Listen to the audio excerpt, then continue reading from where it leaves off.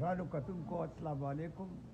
زه یم میراوس تنګیوال او ستاسو په خدمت کې حاضر یم. دا خلک د دروغو افواګانې ورکوي چې امر دی. زه دا اجازه چې دا خبرې کوم نو زه بډې خبرې کوي نو مهرباني دې وکړي چې دا غلطې پروپیګنډ نه کوي او ټیک نمبر خوشته. زه په آیات کمپلیکس کې داخل یم او زیر علاج یم.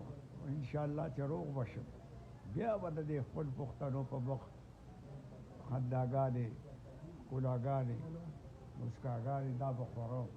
ډېره مننه او خاص کر سنګین شاه باچا د هغه خو ډېره مننه کوم چې هغه بار ټېلیفون کوي چې دا چا دا خبر ورکړی دی.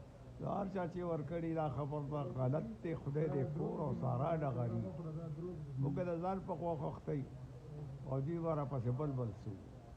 ډېره مننه مهرباني د الله پامه.